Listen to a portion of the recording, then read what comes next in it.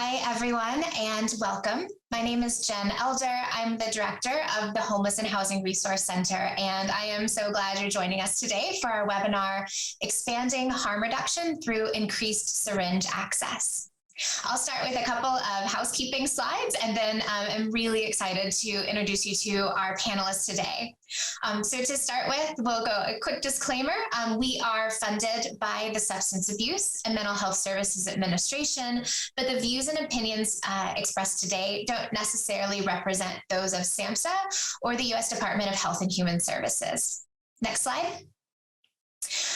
We are very excited to be joined by our American Sign Language interpreters, as we are for all of our HHRC events. We also have live transcription by a human captioner joined with us today. So you can click on the live transcript to get the subtitles to show on your end. If you have any technical difficulties, please reach out to us, or you can put the question in the Q&A and our team will respond to that. Next slide. So just a couple of instructions. We are so excited to be joined by so many of you today. All of the participant lines are muted and the chat feature is disabled. But that said, we want to hear from you. So if you can use the Q&A feature in Zoom, you can submit your questions there. If you are just really excited about something the panelists are talking about, you can submit that to us too. We'll make sure all the panelists get the feedback and the questions during and after the event. Also, huge thanks to everyone who submitted questions before the event. I think we received hundreds of questions. So the panel has already reviewed those and is preparing to address many of the questions that were submitted. The slides are available if you want to download those and follow along.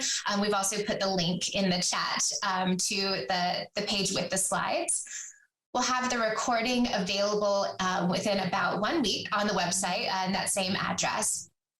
After the webinar, you'll be directed, you should be directed to an evaluation. When you complete that, you'll get a certificate of participation. If you have any issues with that, completing that, just reach out to us. We want to make sure that you get your certificate, and we absolutely want to hear from you about your thoughts on today. So with that, all the housekeeping covered, I am thrilled to pass it over to Katie League from the National Healthcare for the Homeless Council, who's going to get us started and introduce the panel today. Thanks so much. Thank you so much, Jen. It is so wonderful to be with you all. As Jen said, my name is Katie League. I am the Behavioral Health Coordinator at the National Healthcare for the Homeless Council. My pronouns are she, her, and I am based in Baltimore, Maryland. I am a clinical social worker by training and worked at our federally qualified health center that is a Healthcare for the Homeless project here in Baltimore. And so that is my experience and where I come to this topic that is of particular interest, both in my professional experience and then also knowing from communities the need of harm reduction services and just the ways in which it can enrich our practice, decrease barriers, and improve access for everyone we serve. So I'm going to go do a kind of quick overview of expanding harm reduction services at health centers and community-based organizations, talk about the importance of that. Then the most important part of our day is going to be that we are going to hear from two amazing programs. One located in the western region of Puerto Rico, Migrant Health Center, and Cherokee Nation's Harm Reduction program in Tahlequah, Oklahoma. So really excited for our panelists to join. I'm going to move quickly through my slides so that you can hear the great stuff coming from them. Next slide, please. Few little quick learning objectives for you all. We want to talk about how increased access to syringes opens up opportunities for engagement in a variety of care needs. And you'll be able to identify 2 or 3 ways harm reduction practices in general can be incorporated into their clinical practice and into your service delivery models in your own communities. And then we also want you, the part that you're really here for, the thing we are most excited about is to hear about programs that are doing this in 2 very different communities in parts of our country that we don't often get to lift up. So we're so thrilled to have these experts with us today. Next slide. A quick overview on healthcare for the homeless programs, just for you all to know kind of, as I said, where I'm coming from and what my experience is here. These are core principles that we hope all clients, all clinics, and healthcare centers in general are offering to their clients. Healthcare for the Homeless, or HCHs, is a HRSA designation. HRSA is the Health Resources and Services Administration. This is a funding to provide healthcare for people experiencing homelessness. Many of these health centers, although not all, are federally qualified health centers. Core principles of providing care are high quality measures across all settings, not unique just to healthcare and not unique to homeless services, although particularly important in providing care to people experiencing homelessness, and they are rooted in reducing harm. So that first really is trauma reduction. Trauma reducing, we shouldn't just be trauma informed, but we should be moving towards a trauma reducing and ultimately to a trauma healing centered approach. Client-centered, we must believe that our clients have the right to self-autonomy. And one way we demonstrate this is by having them be the leaders in defining their goals and setting up treatment plans in the work that we are doing together with them. This can be difficult for people, especially when the goals they want to work on do not coincide with what you believe is in their best interest. But it is core and essential to really producing and providing harm reduction services. We must focus on outreach. Healthcare for the Homeless projects are know that for a myriad of reasons, people are unable to access traditional healthcare. And so it is essential to build trust by going into the community.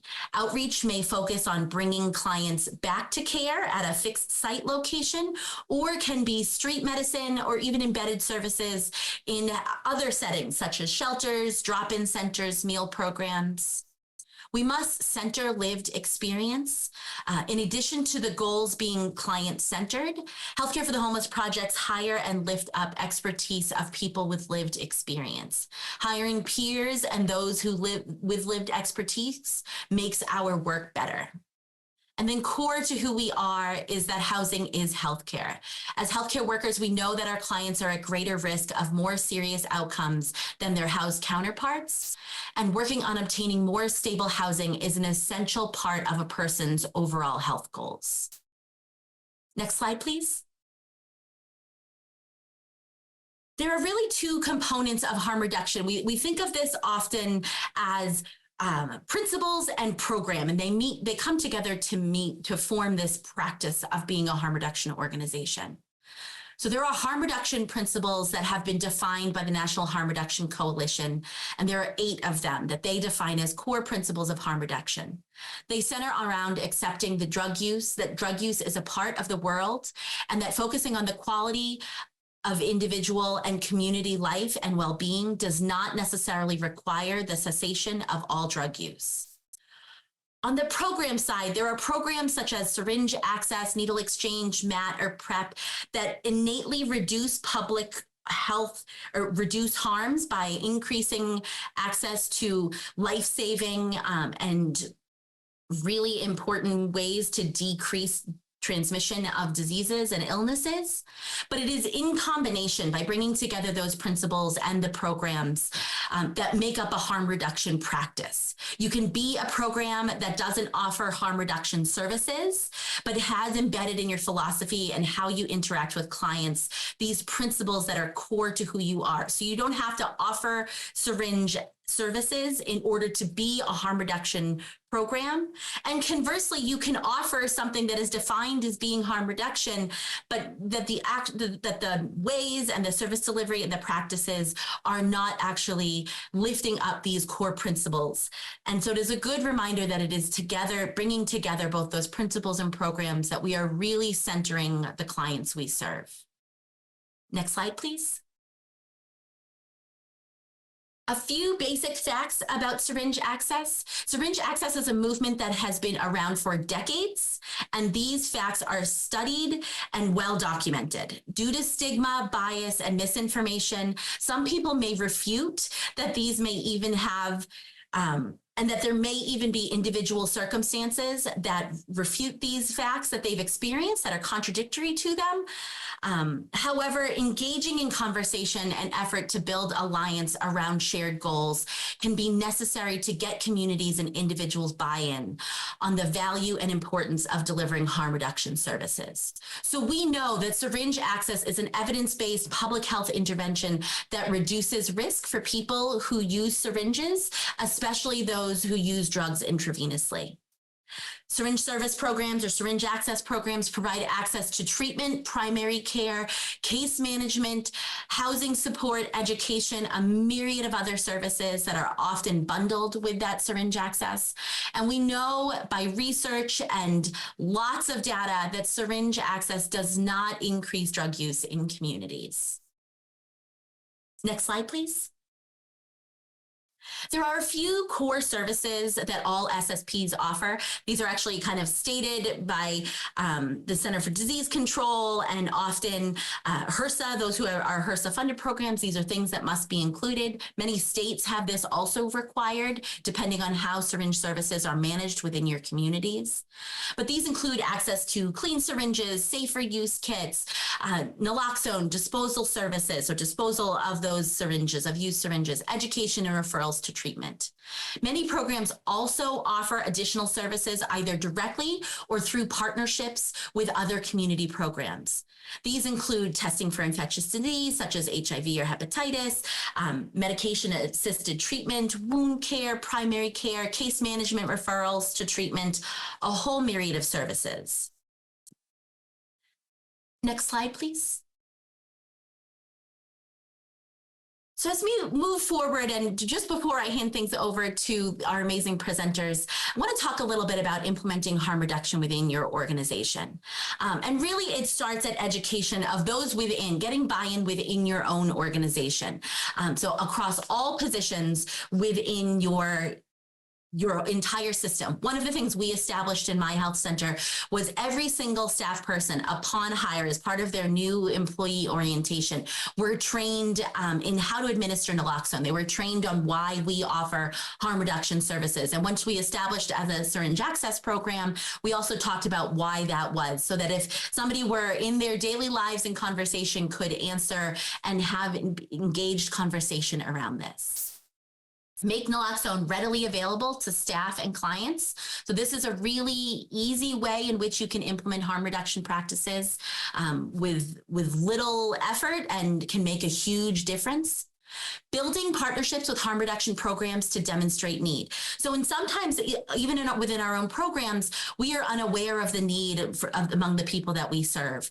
And so if you are not yet ready to implement a new program, don't have those resources, building these relationships and partnerships to provide on-site, co-located services with well-established harm and respected harm reduction programs can demonstrate that there is a need within your setting. And then really important, because no matter what services you offer or provide, there may be a need to develop and implement an overdose response policy within your organization. This is true for everything from homeless service providers, substance use programs, to banks and hotels. Everybody should have programs like this, or have a plan and response for how they will respond to a need if and when the need arises. Next slide, please. These steps should not be viewed as a good, better, best in all areas, because different regions across our country have different restrictions, the way programs are structured, depending on your staffing and capacity, local laws. It may not be possible or feasible or even the best practice to try and get to this step 3. So I don't want it to be viewed as a good, better, best, but these are ways in which early on you can implement syringe access and harm reduction practices within your organization. So starting off, if you have prescribers or making it available for staff, it is now available over the counter, using things like GoodRx to find the lowest cost if you don't have a prescription, so that you can get naloxone on site within your organizations, offering syringe disposals, providing referrals to treatment. Then maybe partnering and co-locating those services. And if you do have prescribing providers, having some of your providers be trained and versed and engaged in medication-assisted treatment. And then for those where this is appropriate, where this is feasible, the least barrier for your clients is for you to become a syringe service program because you are where they are already coming. It also may be a new access point for people you have not yet seen. Offer supervised monitoring. We'd love to get to the point where safe consumption sites are legal in our country. But meanwhile, you can offer safe spaces for people to be after they have consumed substances. And then making sure that if you do have providers, that this is a service, that there is no wrong door for anyone who accesses your care. Next slide. And finally, just before, I want to leave you with a few questions to consider as you listen today. No matter where you are on the journey of offering syringe access within your organization, these are important questions to be asking yourself, asking your supervisors, asking your administration, and then sharing the answers within your organization. Thinking about, for those who are really early in this journey, thinking about how you are communicating with your colleagues. Your colleagues are going to become your greatest advocates. But it does not mean that everybody is at the same point of believing that this service is needed, believing that this is a best practice. So education should start within your staff.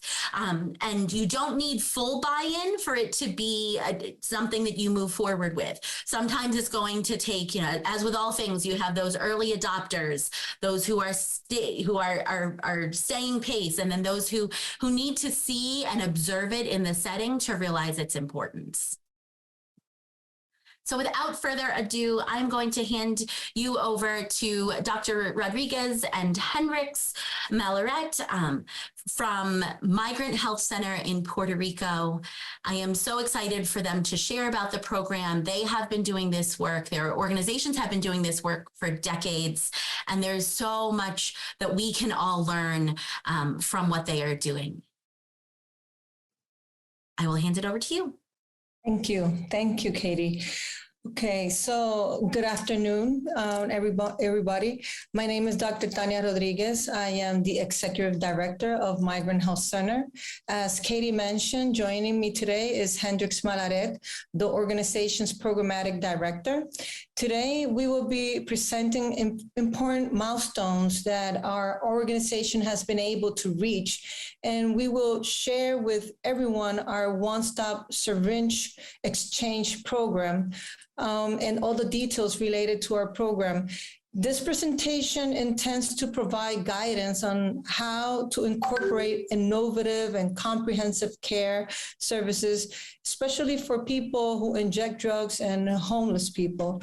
And also, we want to share the array of services that we offer. So without further ado, I will begin by introducing our center. Next slide, please. Okay, so Migrant Health Center is a community-based organization of 330 FQHC. We've been around since 1971. Currently, we provide healthcare services throughout 15 clinics in the southwestern, northwestern, and western region of Puerto Rico.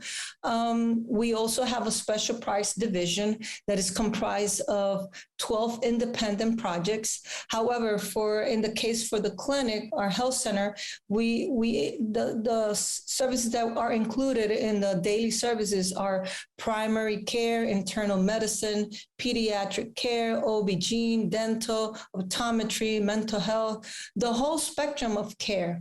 But next slide, please. But for this presentation, I'm going to focus on our special product division and those services. This is basically the area that we are located. However, this division, our main offices of our syringe program is located in Mayagüez. Next slide, please. So, as I mentioned, this division has 12 independent projects. We are following the one-stop shop model of care. The purpose of integrating within a same area or under one roof, all of these services is to make sure that we are optimizing the results of our participants. Currently, the services that we provide in our special project division is HIV and substance abuse prevention and treatment. We have HIV testing. We have the evidence-based interventions. We provide many fairs to make sure that we are recruiting and participating in different areas in high-risk venues. We provide substance use counseling. We have buprenorphine. We are implementing trauma-informed care, syringe exchange, syringe dispensing machines. We have vending machines. We do daily outreach. We provide hepatitis testing, condom distribution. We provide transportation for our participants. We provide vaccination, PrEP, hormonal therapy, free primary and dental care for homeless and the people who inject drugs, and substance abuse homeless that have that dual. We have bathroom and laundry areas. We distribute clothes, hygiene kits, and many other. But these are like the core elements that I wanted to present today. Next slide, please. So it is often that people ask us, how did the Special Projects Division begin? Really, since the beginning, we started with a Ryan White project to serve people living with HIV. And I think that was where everything began. We started identifying many needs that the population were struggling with. We were hearing what they needed, and we started, identifying resources to include other services to maximize or improve the service that we were providing to our clients. We've been forever following the social determinants of health. This definitely has guided our special prize division in incorporating services. Something that is very important is the lack of services that we have in the area, but also within the service that we have. We know that fragmentation poses many barriers, and trying to get a patient to receive everything they need, or a participant to receive anything they need to reduce their behaviors, or to try to receive the rehabilitation services that they need. Fragmentation makes it very difficult when you need to take a participant from one place to another, and especially when these places are very far. Oftenly, our participants cannot, be so much time in a car. Next slide, please. So this is like a little timeline that I wanted to share with you, how we started out. Our special project division model has been developed over the years. This is not something that just happened. So in 1995, as I mentioned, we started providing care for people living with HIV. Next slide, please. Then we identified that many of our participants receiving treatment were people who injected drugs. So in 1998, we began providing services, HIV prevention for people who injected drugs. You're going to see that many of these fundings are not just one funding source. We are funded by SAMHSA, we're funded by CDC. We have local funding, private local funding. So we've been, we managed to keep searching to be able to incorporate different, alternatives. Next slide, please. We've also incorporated other things, like in this case, these are bathrooms, and we have a laundry area, where our clients can take a bath. This is very important to try to incorporate other, things that would attract or increase that the participants come in, have a reason to come in, other than just come to receive a service. Next slide. In 2000, next slide, we started providing free healthcare services for homeless people and for the population that we serve, people who injected drugs. And this is very positive because it not only helped us, provide other services to our patients, but also we have many barriers to accessing clients to rehabilitation services because they needed labs to be done. They need, certain services that very oftenly we were unable to provide. So this clinic came to help us with that, and as well provide free dental, free nursing. We provide outreach, free primary care, vaccination, and other services as well. Next slide, please. We incorporate buprenorphine services too. Next slide. And in 2011, we started providing needle exchange services. This is one of the best strategies for us in terms, not only because of providing HIV prevention, but also to recruit and retain participants and be able to provide our participants with appointments, risk reduction plans, because basically our patients come in every day. So that facilitates that we can literally coordinate appointments and they will come in. Sometimes they don't even know, they don't even remember that they had the appointment, but we are aware they're coming in. So we reach them once they come to do their exchange. Next slide. Also, when we were providing these services, we saw that, we left at 4 and many of our participants, they need the services after 4. So what we did, next slide, was to incorporate a vending machine where clients could come whatever time, 24/7, and access the supplies that they needed. We have many options. There's kits with 3 syringes. There are other kits with the needle hygiene kit and 1 syringe. So they have many options. They pay 50 cents for the service. And with the money that we gather, we are able to continue to buy supplies and provide the maintenance that the machine needs. Next slide, please.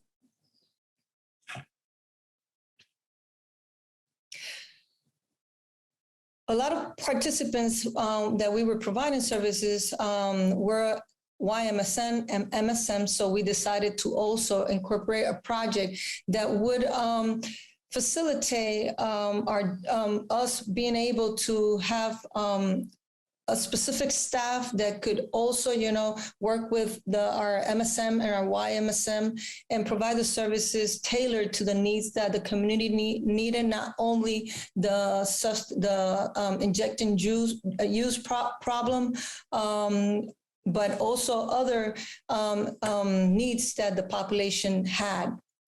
Next slide, please. We incorporated as well PrEP. We have a lot of participants that have several discordant relationships, and the fact that they come in every day, our needle exchange project helps us to engage our participants in PrEP because they come in a daily basis. We could provide PrEP for those patients that want to have the service, especially those who have perform sexual work. Next slide, please. We've incorporated mental health in all of our projects to attend all of the populations that we are serving at this moment. Next slide. We've moved forward with what's going on in the world. We've included telemedicine. Next slide. Telemedicine is helping us being able to get to the places where our participants are located and provide wound care, provide health care guided by a physician that he's in his office. And we have our staff in the field providing the service. Next slide, please. We've also have a big social compromise. So we've managed to incorporate other funding sources to provide awareness in other venues like rural venues. We know that there's a lot of communities that are having a high risk of substance abuse, and so we've created a coalition with other organizations throughout Puerto Rico to provide awareness and prevention, substance abuse prevention in basically all Puerto Rico, including Culebras and Vieques. Next slide, please. Another service that same year in 2020, we incorporated a really nice project that helps people who are coming out from incarceration. We have staff that are transitioning the people who are coming out from incarceration to be able to integrate to society. We help them get a job, if they want to study, we help them with those kind of things. Next slide, please. We've also continue struggling to create awareness. And in this case, we started a project for the youth in general, where we're making sure that they receive the information they need for HIV prevention, substance abuse prevention, and mental health prevention. We are going to the schools, we're going to many youth activities, and we're, getting the information out there to help our young people. Next slide. Last and not least, this is our latest project that we've managed to incorporate. Next slide. This is a project, a telehealth van, but it's for us is this office that we could take anywhere. We literally can get park in front of the shooting gallery and access our client, our participant, and our patient, and he can come in our van and receive many services.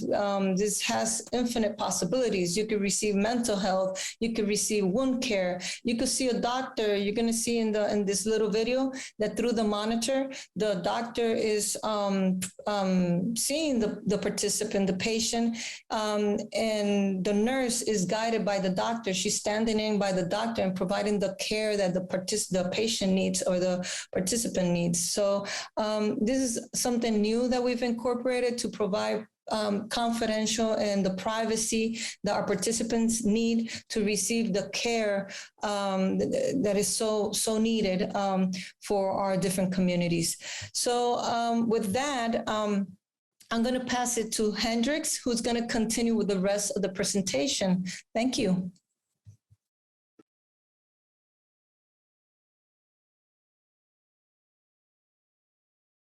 Good afternoon, everybody. My name is Hendrix Malaret. I'm the Programmatic Director on Migrant Health Center. I'm going to be presenting today how we do the work every day. Dr. Rodriguez already told you our background, our timeline. I'm going to be showing everybody basically how we do it on a day-to-day basis. Next slide, please.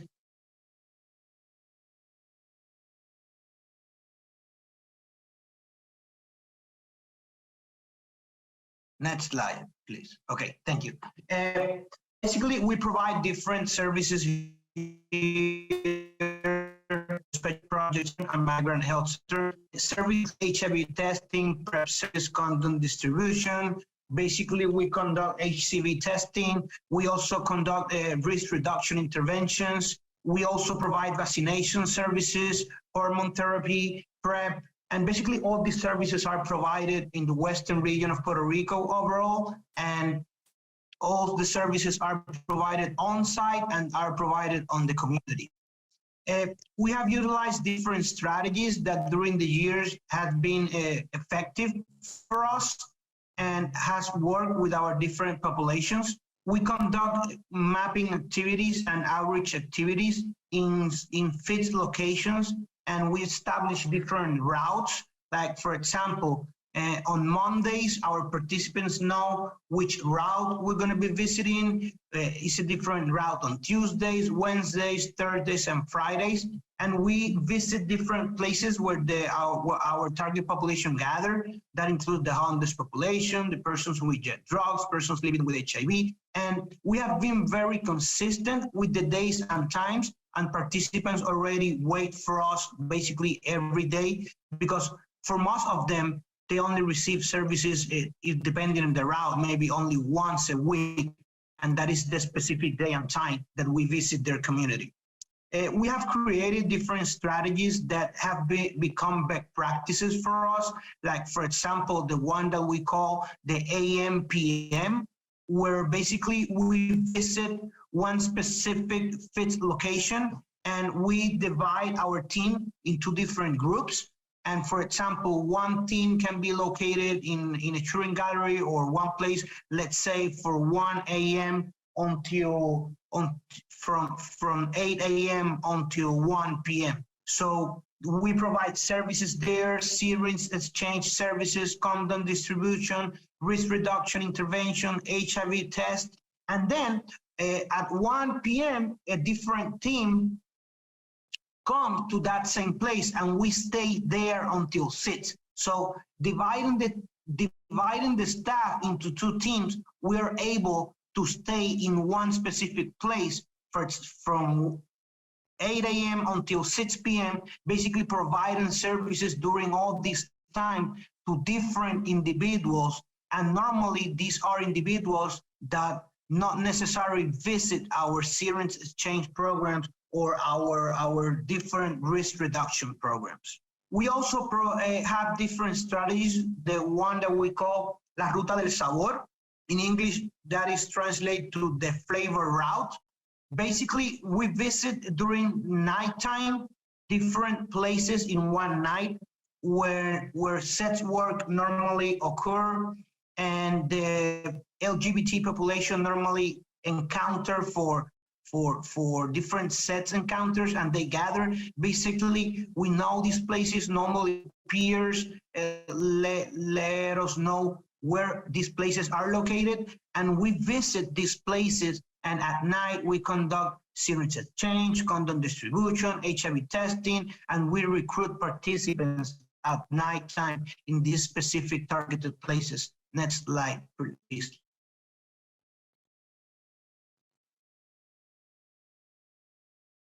Basically, we recruit, engage, and train peers. Peers is something that is always present in all the strategies that we implement. It's not the same thing that we go out there to the community than when we do it with peers. Incorporating peers has allowed us to create different support groups for different target populations. And we are also right now working with a huge group of peers that is allowing us to train them in Narcan administration, and Narcan distribution. Basically, we are distributing Narcan in all the western region of Puerto Rico in collaboration with the states and with through our peers. That is one of the newest addition in the last year that we have been working on. And basically, we are conducting training to these peers annually to provide services. Next slide, please.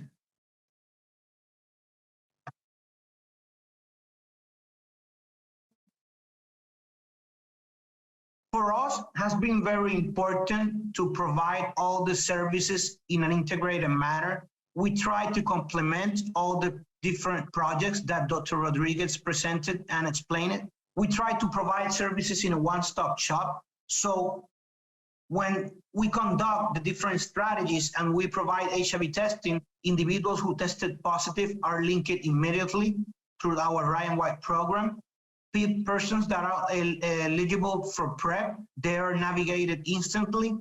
Persons that are willing and are eligible to start medication-assisted treatment are also linked immediately to treatment through buprenorphine. Laboratory and pharmacy services are available at our facility, and we also provide, when necessary, transportation services, navigation services, and these services are through our internal different clinics or external agencies also. Next slide, please.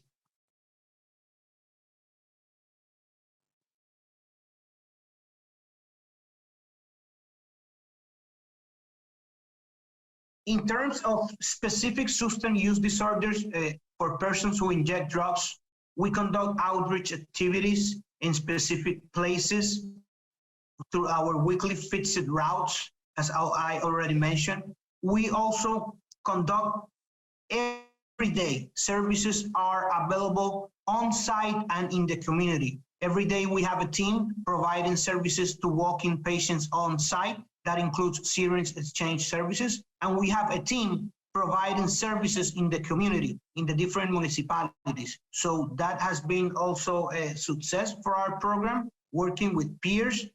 And for the Special Projects Division, coordinate activities among each other in collaboration, integrate multiple services in our different activities. When we go out to a community, we conduct different services together, working and collaborating with each other, and we provide syringe exchange services, medical services, wound care services, vaccination services, and providing all these services in the different targeted areas has allowed us to gain confidence of the target populations and provide multiple services at basically the same day. And that is something that has been very positive for the health outcomes of all our participants. Next slide, please.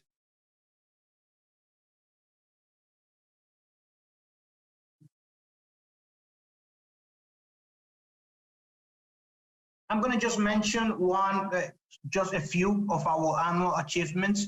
In our Special Projects Division, annually we conduct more than 1,500 HIV tests. We distributed more than 150,000 syringes annually in the western region of Puerto Rico. We distribute annually more than 60,000 condoms. We provide harm reduction services to more than 1,500 unduplicated individuals. Our syringe vending machines distributed more than 3,000 kits annually. You can see on the screen basically more achievements, but these are the ones that I think that are more pertinent to this presentation. Next slide, please.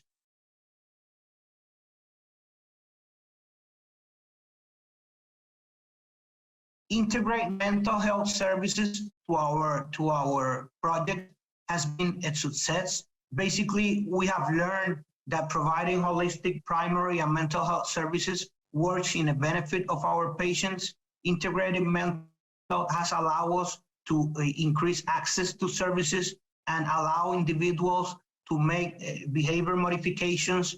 It's easier for them to link and access rehab programs and detox programs and access all different services. And through mental health, we have been able to implement, as I already mentioned before, different support groups aimed for different populations. That is something that we take very serious. And we provide these services face-to-face and through telemedicine, utilizing the technology. Next slide, please.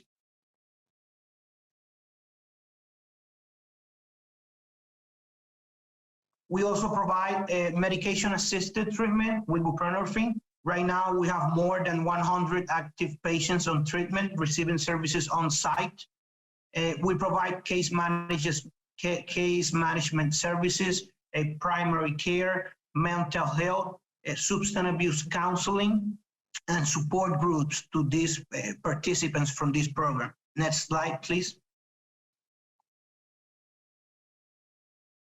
We also provide home delivery medication, especially for medication-assisted treatment. Next slide, please.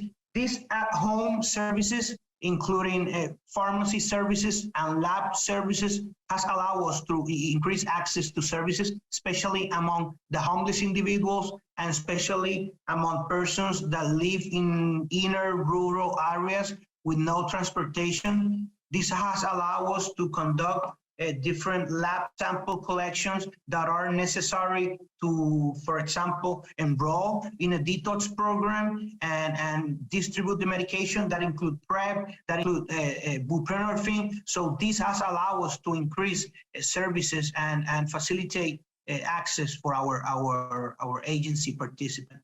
Next slide, please.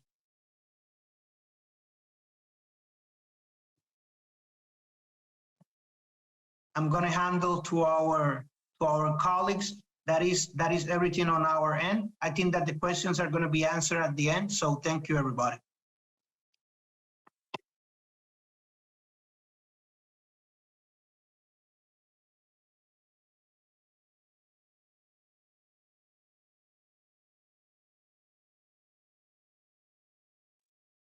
Thank you so much, Dr. Rodriguez and Hendricks.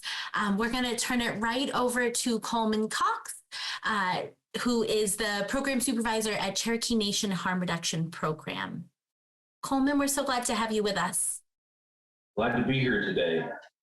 This has been a very fast and furious journey for us, and I'm so thankful to be even included, very honored to be considered for this webinar. I know there's wonderful programs across the country, and just to be here in this space with you all, quite an honor. So thank you for having us here. I'm joined here with my lead peer worker. This is Chris Rich, and he's going to be sharing some information with you as well later on in the presentation. Next slide. So here's some of the goals we're hoping to be able to have you walk away with. Learning some of the lessons that we got on our journey. We have been operating since September of 2022. So we're a very new program, and there's been a lot of things that we've learned from a lot of amazing people since we've begun. And so I'm just going to share some of those things with you. Briefly touch on what we do and where we do it. One of the things that we were asked to provide is some information on our program barriers and some of the breakthroughs that we've experienced to date. So we're going to talk a little bit about that as well. Next slide. One of the things that we take for granted is that everybody that comes into this space, we assume they already know everything about harm reduction, or why would they be here, right? Well, that's not a safe assumption. So I thought I would just give a little bit of background. First and foremost, harm reduction is a movement to support the rights of all people to receive equitable health care. It is about recognizing that well-being is more important than abstinence in that moment for someone. It has to be more emphasized. If we can do something right now in this space to help them feel more dignified, to have food in their belly, a clean shirt on their back, clean water to drink, feeling cleaner today than they did yesterday, those basic things help them with their well-being, and that helps them to begin to even consider changing their relationship with the drugs that they're using. Harm reduction is just a tool. It's a tool in the tool belt. It helps to reduce the risk of harm to self and others. There's a lot of great interventions out there in the world. This is one. I don't say that it is the magic bullet that solves all the problems of the world, but it is definitely an amazing tool that we've seen work really, really well here in Cherokee Nation. Something else that you need to know about harm reduction is that we're already doing it. We all engage in behaviors that at one point or another were not exactly condoned by society or really supported, but it took advocacy work to make those changes. It took blood, sweat, and tears and a lot of time to get changes to be accepted by society. And now we look at things that we used to not approve of, and now we say, oh, well, that's a norm. And so that's kind of where harm reduction is right now. We're addressing stigma, we're helping save lives, and we're advocating for these services to exist and be taken as seriously as the care for other types of medical conditions. And we can all practice harm reduction. It's something that, as you see over here, something I've coined the harm reduction social endorsement spectrum. We're ready for things at different time periods. communities are ready for different things. You know, the very bottom is green, representing let's go, let's do this now. We all are on board mostly. So we understand that diet, exercise, and sunscreen help prevent harm experienced by a person. We all know that car seats and seat belts prevent harm, but it took a lot of advocacy work because of a really bad problem that was happening in order for seat belts to be passed and become law. We know that EpiPens and inhalers are harm reduction. We know that people are going to continue to go outside despite having asthma and allergies. So what do? We don't tell them you can't go outside. We provide them with resources that they need to reduce their harm, such as like an asthma inhaler, right? That's harm reduction. Face masks and vaccines, harm reduction. Nicotine replacement. And so as you climb this socially acceptable spectrum, we start to notice that the things may be more difficult to endorse, but it doesn't mean that they're impossible to endorse. At one time, providing HIV screening and resources by society was frowned upon. Now you're seeing projects and programs all over the place providing these services. We recognize the need. We've said, hey, how are we going to make this happen? Instead of why we couldn't make it happen. And so hopefully someday all these things that are moving orange and red will be spread everywhere. And we'll really be able to address the harm that our more at-risk populations are experiencing, people that have been marginalized in society for a long time. Next slide.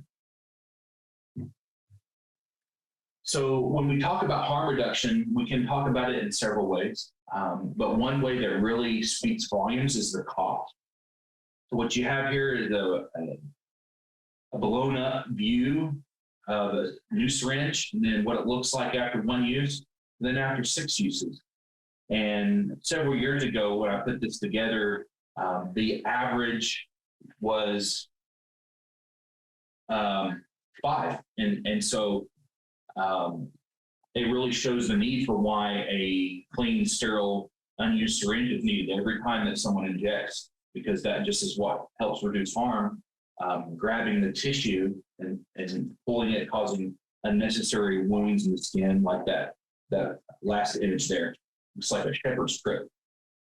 Doesn't look fun. Also, the cost for certain kinds of complications due to injection drug use, like endocarditis, that is a very conservative estimate for the cost per episode, about $50,000 to treat. People who inject drugs have multiple episodes in their life. So that's a lot of cost. The cost to treat one HIV positive person over their lifetime, about $384,000, or you can give them one clean, sterile syringe for about 17 cents. It only takes one to result in some of these healthcare complications that are very expensive for health systems to deal with. So we have to ask ourselves, when it comes to treating costs, what are we more comfortable paying? The treatment costs or the prevention costs? And so we're very blessed that within Cherokee Nation, our health leadership decided that, yes, we want to treat this as a prevention issue and start providing some of these harm reduction services to our people. Next slide. But when we got started, we didn't know what we didn't know. And so it was very important for us to look at who is doing some amazing work inside and outside tribal health systems and learn from them. And so myself, several members of our leadership team, we took some site visits. We learned from other programs. We visited the Koala Boundary in Cherokee, North Carolina twice to learn from the Eastern Band Cherokee. One of the things that was important that I took away from that was the Cherokee principle, Uwe Shuadonatela, which means the one who helps from the heart. And people in tribal communities, people who use drugs, who may have experienced stigma and shame from a medical perspective or from different parts of the community, they don't really care what you know until they know that you care. And so that principle, Uwe Shuadonatela, is really permeated how we do work here. We help from the heart. We yes, we want to meet people's physical needs and their harm reduction supply needs, but we want to help them feel dignified first and foremost and build relationships with them. And that more than anything has helped us reach some of the outcomes that we've had that we're really proud of. We also took some site visits up north to the Swinomish Reservation and also to the East Vancouver, British Columbia. We went to Hastings Street and got to visit a program called Culture Saves Lives, where they welcomed people who use drugs into a talking circle and use tribal practices of sharing a meal with them, having a smudge, having prayer, having a song through the drum, and just talking through issues. And that was a very powerful experience. We took that back and we do that here in the Cherokee Nation Harm Reduction Program. We also learned from some longtime active program with the Lummi Nation in Washington through tribal health connections. We got to listen to some behavioral health specialists and some medical providers doing harm reduction with their tribe, and it was very beneficial. Next bullet, please. As it was important to seek the wisdom of tribal harm reduction elders, we also needed to learn from non-tribal harm reduction elders, because we don't serve just tribal people from our clinic. We serve non-tribal people as well. Advance the bullets. You can go ahead and click through a few of those. There we go.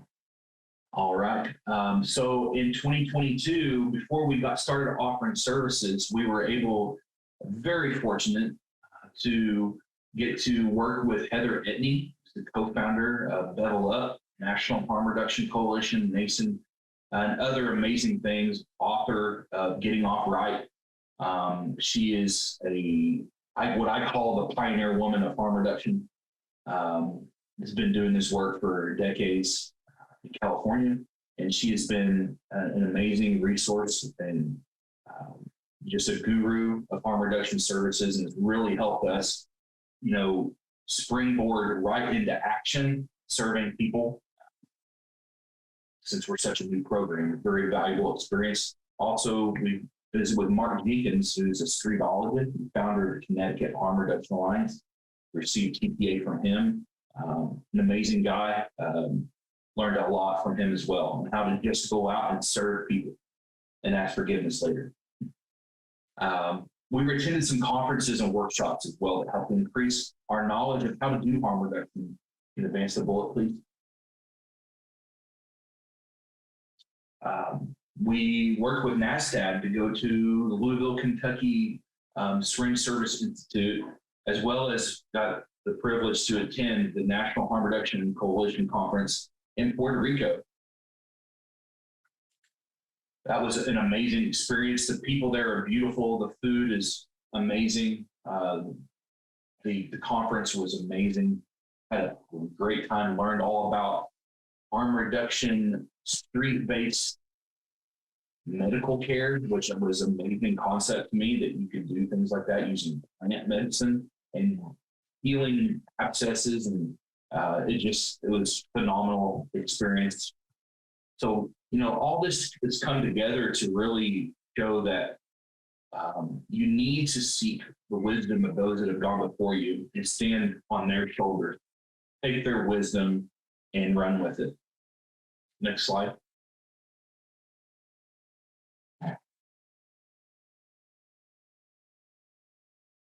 Okay, advance the bullets, please. There we go. So these are some things that, just a summary of some of the things that we've learned, that if you are a new program, if you're a program looking to expand, this is some great advice for you to put into action. It's important to connect to other service lines. Migrant Health Center just did a fantastic job of showing how integrating other health services and service lines just make for just an amazing experience for the client. It helps make sure all their needs in one-stop shop. That was brilliant. We're looking at seeing how we can expand that here in Cherokee Nation. But right now, we've partnered with MAC clinics offering Suboxone, buprenorphine treatments. We have got our harm reduction toolkit in our urgent care ER setting, as well as in our MAC clinics. And these provide all kinds of important harm reduction supplies, sharps containers, Narcan, wound care supplies, fentanyl, xylazine, test strips, sterile water, safe sex kits, and safe use education in a lockable bag. And so this is the thing that we are offering to all of our new members that sign up. And we have those spread out. We learned that, you need to write naloxone for the right situation. Intramuscular naloxone for people who inject drugs is something that you need to consider. If you're just doing Narcan or other nasal naloxones, intramuscular naloxone is been shown many times over to be more compassionate and person-centered because it doesn't throw you into that immediate precipitated withdrawal. It just is, but there's different naloxones for the right situation. If you're a lay person, first responder, Narcan is still amazing and it does save lives. We've got reports this month alone that our Narcan has saved 15 different people. It's very effective. So if you can get it, you need to do it. Also, there's some other great things out there. As you can see here, I don't want to spend much time on this, but one of the best things is to empower your secondary exchanger. They're the lifeblood of harm reduction programs. And they have unique knowledge. They're subject matter experts in their field. They have resources. They know about where to go. They know how to reach places and people that you can't get to. And you have to figure out how to pay them more than with pizza. They deserve an ability to self-actualize with funding of some type. So you got to learn how to empower them to get them to work for you because they're amazing people. We have some secondary exchangers in our program that we empower with supplies, and we send them go out and go forth and conquer, be successful, bring the exchange back to us, and we continue to give you supplies to go and make a difference in the circle that you run in. Next slide. And so this is just a little overview of our program. We're funded by the Harm Reduction HD 22 grant by SANTA. We're the first tribe in America to get this funding. We also have tribal funding through the Public Health and Wellness Fund Act of 2021. And this has allowed us to purchase a fixed site location as well as a mobile unit. Our first year goal was to serve 75 unique people and serve 500 by 2025. And as of today, we are at, I think we're at 728? Yeah. So we are rocking and rolling. It's taken off really well in our rural community. It just showed you there's a great need, and we're helping to meet that need. I'm going to turn it over to my colleague here, Chris Rich, and he's going to tell you a little bit about some of the services that we do. Hello, my name is Chris, and I'm a person with lived experience. I'm the lead peer here, and being a peer recovery support specialist is different in a harm reduction environment than it is in another environment. The difference is I'm not trying to get anybody to do anything. I'm just trying to serve them in ways that will make their day better today than it was yesterday. And some of the ways we do that is we provide sterile needles and also disposal of them, wound care supplies, safe for use education. A lot of what we provide is we just provide the basic space for people to kind of sit and not look over their shoulder for a little bit. We really foster an environment that's welcoming and just inclusive as well.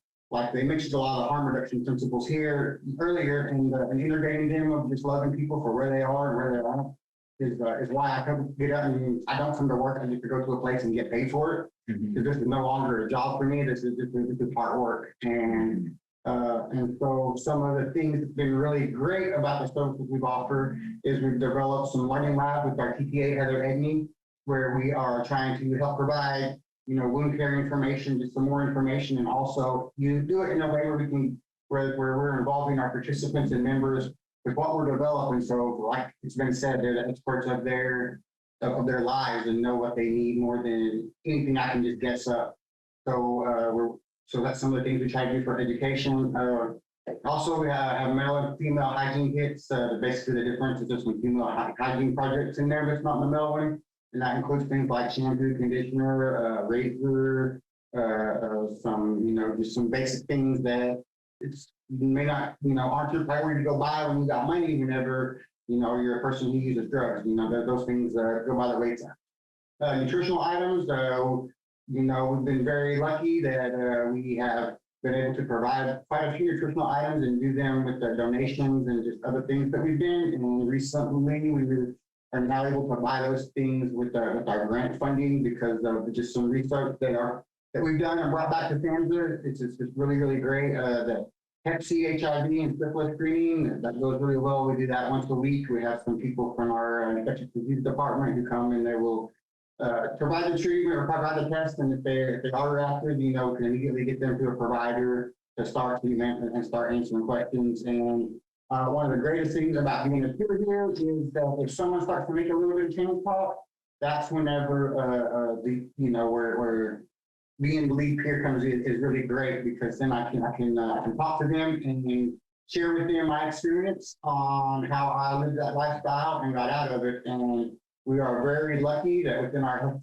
system for our tribe that we have really good relationships with our behavioral health, and a lot of times we can get people in treatment same day, or most of the time for our tribal members, and sometimes it takes a little longer for our non-tribal members, but we do what we can to help them too and connect them with services. Like I believe harm reduction and the principles, it's for the whole community, not just for our tribe. And in Cherokee Nation, we're uniquely integrated with the tribal and non-tribal members. And so one of the great things that we can do is just help everybody. So, yeah. Awesome. Next slide, please. Here's a few snapshots of the inside of our fixed site location. We have April Duggar there, who's building some of our hygiene kits there that we have by male and female. We have a little care corner that showcases some sacred youth education and just some different supplies like that. And then we have this kind of ground zero right there on the right. The PRS says Kevin, who's training an individual on safer injection practices to help reduce harm out there on the streets. Next slide. So I've got a little iPhone video that I took here. Hopefully you can see it. I didn't take the right angle with my phone, but hey, it'll work, right? We'll get through it together. So this is the inside of the clinic here. It used to be a veterinarian clinic, but we acquired it and have retrofitted it into an amazing space to do harm reduction services. The first thing that people are greeted with is a smile and a warm welcome. There's all kinds of resources in the community that are shared about various activities that they can get involved with and other resources that we don't provide. This room that you see here is one of two exam rooms where point of care screening and other services are provided. There's telehealth visit screen as well. This is the service counter where people conduct the syringe exchange. We take their syringes back here. They can get a bottle of water or soda or something from our little, and then what we've got here. This is our area where we have our hygiene kits. We have a program called Prevengers, and so we are tracking how many syringes we bring back, and it's fun to show the outcomes of that. There's April again. He's working on building xylazine and fentanyl pet strip kits. we have this shadow box here that shows people what's in our harm reduction kits, as well as a needle guide with some education on what size is right for them based on what they're using. We have all kinds of information on safer use education, how to spot overdose signs, how to use Narcan, how to use fentanyl test strips. There's just a lot of resources, a lot of information out there. So we try to do it in a way that's not confusing. We provide this program called the Prevent Your Points program, and we give tickets, and we have monthly raffles for $20 gift cards based on how they participate with our program. Our members love that. It's really been successful. All right, that's our tour. Next slide, please. We also have a mobile outreach program that Chris and a lot of the other outreach workers participate in every week, and I'll let him tell you more about that program. So the mobile outreach program, it launched on August 31st, which is International Overdose Awareness Day. We were lucky enough that our chief helped us to launch our mobile unit in a little community called the town called Bonita, and also signed a proclamation declaring August 31st National Overdose Awareness Day for Cherokee Nation as well. And so our program goal is we live in a 14-county reservation, covers about the size of Vermont. And so we're trying to get our services not only in our central hub of Telephone, but out into our other communities as well. And so as you can see, we have this nice little gray mobile unit where we take it out, and we set it up at a little back alley in this town, and then people walk up and they're able to get clean needles, exchanges. Some people come to hang out for a few minutes just to, experience some judgment-free, space and care. And that's one of the things that I love about this program and who we get to reach is that you see these big, bad, tough, tattooed up people just like in awe that they're the place where they don't get judged and they're almost crying. And we talk about some moments where you realize, you're supposed to be at. That's when things like that happen, especially in a community where there's not a whole lot of services there for them. And to see that someone cares about them as humans too, man, that's what makes the big difference with what we're doing. And whenever they see someone else cares about them, that's whenever we get them making a change pop, because they start to care about themselves a little bit and want something different. Yeah. And so it's we're fixing to expand to another community, and it's just really great to go out and just just meet some people that I wouldn't otherwise get to interact with. Next slide. So briefly, I know we're running close on time. We have some barriers and some breakthroughs here. So external barriers that most communities deal with, stigma within people who use drugs, even within that community, stigma within recovery communities, stigma with law enforcement, stigma with schools. There's just a lot of issues and a lot of unknown aspects about what harm reduction is and is not. And so one of the ways that we try to do that is, having community meetings, doing lunch and learns. That's something that we're actively developing right now as we expand our mobile program into a new community. We hear sometimes that our law enforcement partners have taken the supplies from people. And there's always two sides to every story. But, we hear our members, and we're actively trying to work with law enforcement and community to let them know that we're trying to follow a public health approach to help the people in the community reduce this harm so that they can focus on other things and eventually get to a point, if that's right for them, to have a lifestyle change or relationships change with how they're using drugs, use less. And that'll eventually end up in less index crime, less call for service, and just communicate how those things are an opportunity for us to partner with each other, not work against each other. In Oklahoma and within Cherokee Nation, we have a barrier of paraphernalia law. Recently, we were able to get the law to be changed to allow for safe syringe exchange, but things like safer smoking kits, safer snorting kits, cookers, tourniquets, those things are still considered paraphernalia, even though they are essentially just disease prevention tools that have this same amount of risk to transmit disease as a needle. Right now, we just have the ability to give the sterile syringes. And all we can do is advocate for why we need these other resources to help reduce harm. And it's just where we're at right now internally. So we've drafted some recommendations for changing the paraphernalia law amendment within Cherokee Nation, and we're waiting for things to line up and for that to happen. It's needed. Our people need it that we serve. They ask for it. It's a public health intervention that is desperately needed. So internal barriers, it's been a struggle to get some supplies at times. It's been a struggle to hire and maintain staff. People who with lived experience can sometimes be triggered by this work. It isn't for everybody. There's a high relapse rate.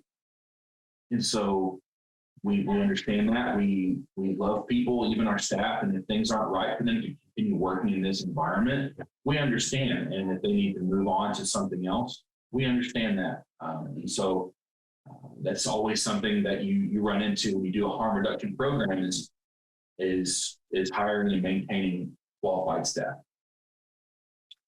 Let's see here. Right now we're operating 8 to 5 Monday through Friday, but we're about to expand that. So when I wrote that as an internal barrier, it looks like that's going to change. We're going to be able to extend our hours of service, which is awesome.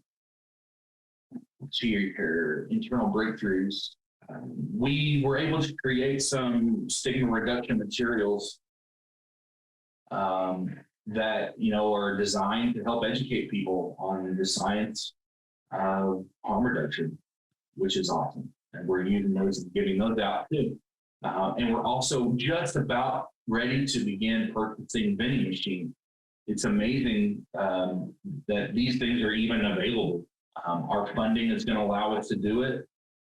So we're working with the company to figure out how that's going to be possible on a rural reservation where we need to put those things. Next slide. And here's just some of those community education feats that we developed using information from our TTA providers with Bevel Up, and just listening to people who do harm reduction, listening to the people we serve, taking these best practices, taking these hierarchy of risk considerations, and putting education material like this together. Next slide. I believe that is the end of it. So just want to say Doda Gohani, which means let us see each other again. Thank you so much, Coleman and Chris, and to Dr. Rodriguez and Hendricks for your presentations. I'm excited to have a little bit of time to go through a few questions. And there have been some wonderful ones in the chat, and thank you for addressing those in the Q&A. I saw everybody was busy responding, so thank you so much for that. My first question I'm actually going to ask stems off of a lot of what we've been hearing. Would you all mind sharing a little bit about how you all are going about funding these resources and these services, particularly things that are not generally able to be covered by either federal funding or funding that has some restrictions? So how you fund your the syringe access as well as the people, and there was several questions about the vending machine. So Hendricks, if I saw you write out some responses, but if you wouldn't mind sharing the how you guys came about getting that vending machine. I've been trying to answer like a lot of questions in the chat about the vending machines. Basically, this program was established around 2014, and this vending machines program was established back then with AIDS United's fund. So we initially purchased the vending machines with AIDS United's funds. Yeah. Then after that, as Dr. Rodriguez said, the machines have been working on auto-sustainable way that with the 50-cent charge for the kids. So with the money that the machines make, we basically purchase more supplies and we restock the machines, and that way we can keep the machines running. And basically our participants are educated that during the day, these supplies are totally free of charge in our facility, but at night and during off hours, we have the vending machines, so services are available 24/7.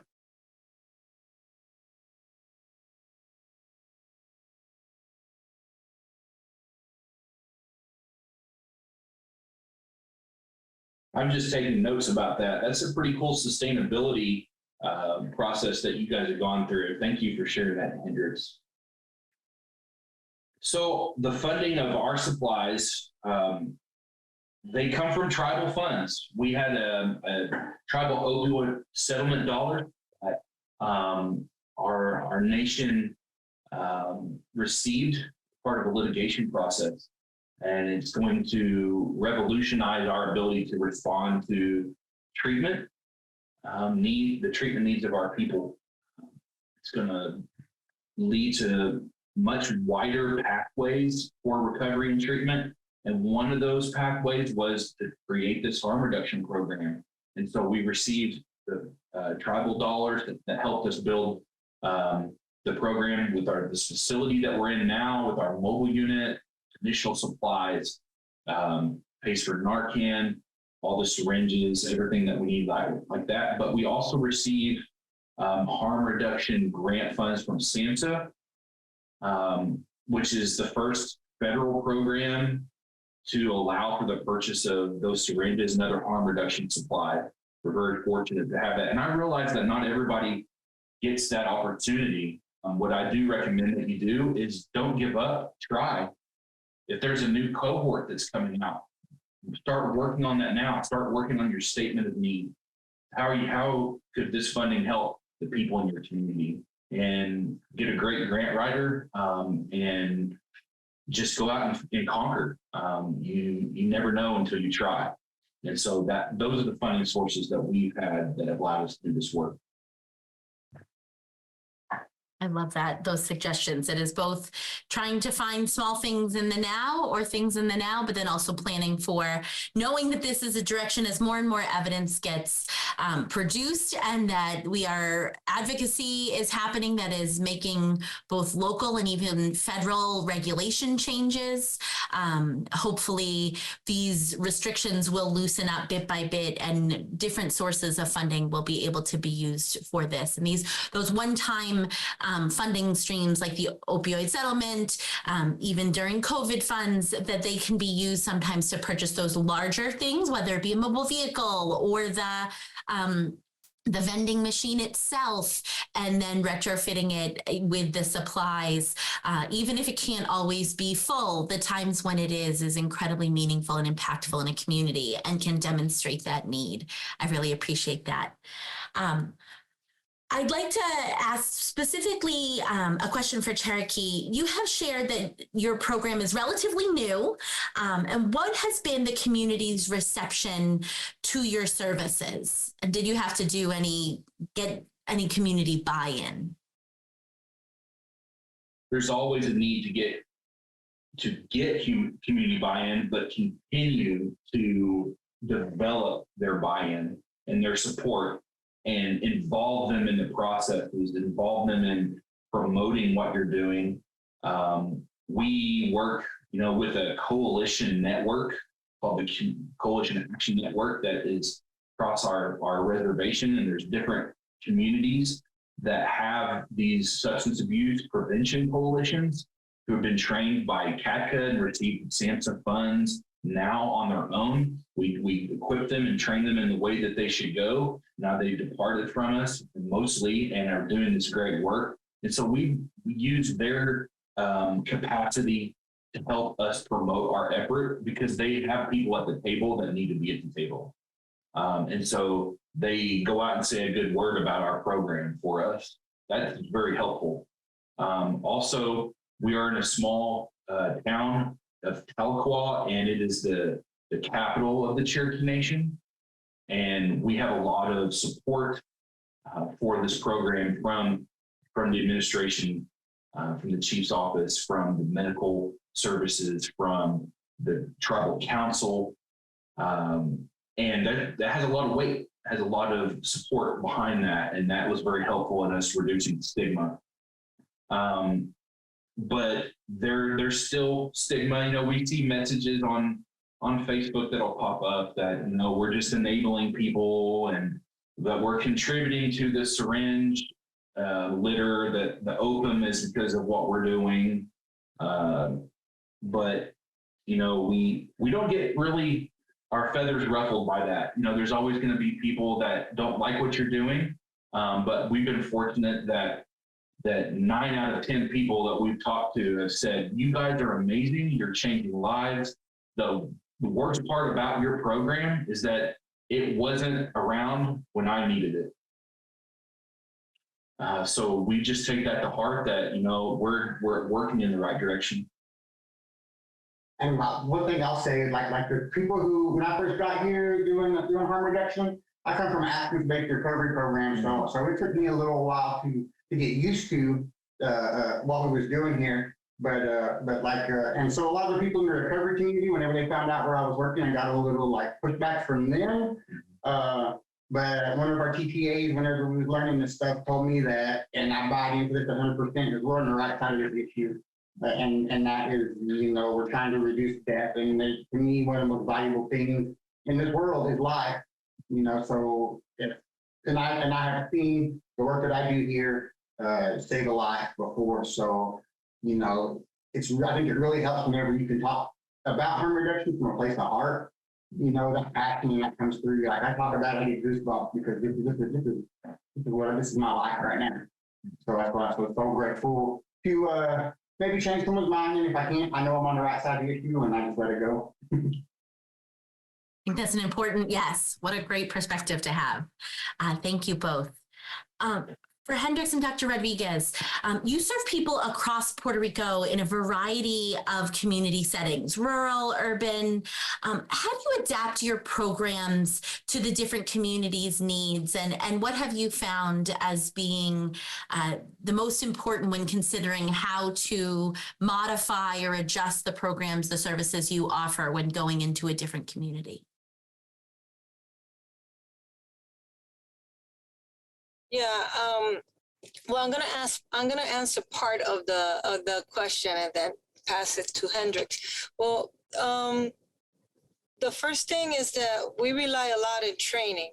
Our staff is trained, and an important part of the training is understanding the culture and the subculture of the target population. That's key in addressing any issue. We have a staff that we are every day in the community.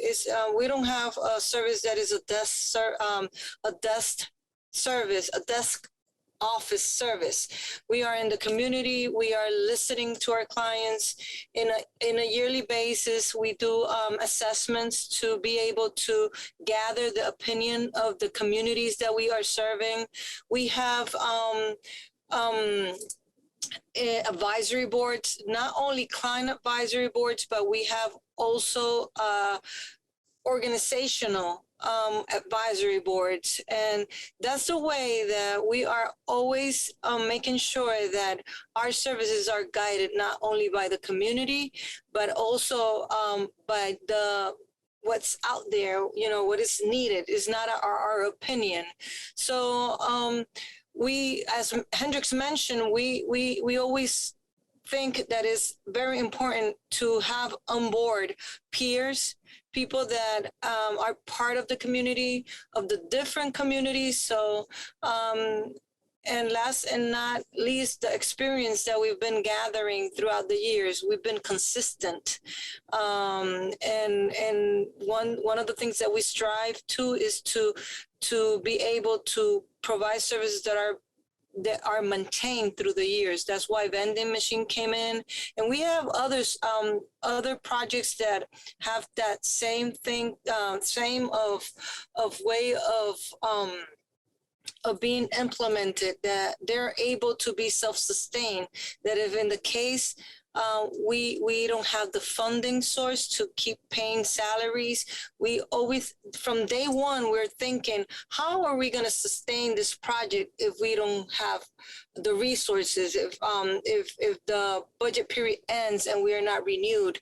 So that's part of the focus that we're always trying to have in mind. I don't know if Hendricks want to add something to that answer.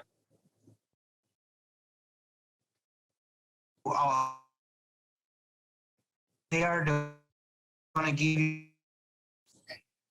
and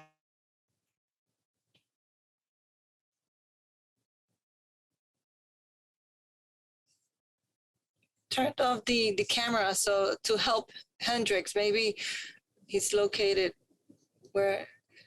There you go, Hendricks. not being afraid of implement something new or do something in favor of the community.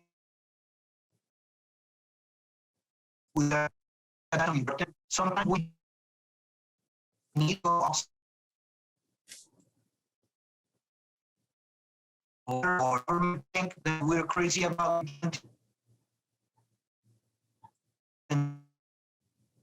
opinion or not or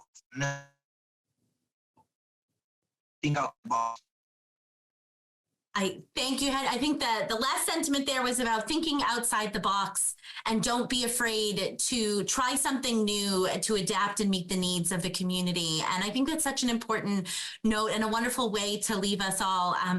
It has been such a pleasure to bring to you all these two amazing programs. Thank you again to Dr. Tanya Rodriguez, Hendricks, Coleman, and Chris for your insight, for your wisdom, for showing us the ways in which you have paved the way for us all down over in Puerto Rico. Migrant has been at the forefront of this, and Cherokee Nation are really being innovative in the ways in which they are providing care. It has been such a pleasure to be with you all. It sure has. Thank you for the opportunity to come and speak with you all today. Thank you for the invitation. It was a great opportunity, and we were very happy to be here sharing our information. Well, from HHRC, thank you again. I loved the videos to sneak peek inside your programs. I felt like I was there. I want to come visit. The words of wisdom leading with from the heart with consistency was everything we aim to do here. I also want to thank the National Healthcare for the Homeless Council for pulling this together and Katie Leek for helping moderate today's session. So thank you, everybody, especially those sticking with us a few extra minutes. But we will see you at the next webinar, and we'll be following up with more resources on this topic. So thanks so much and have a great day.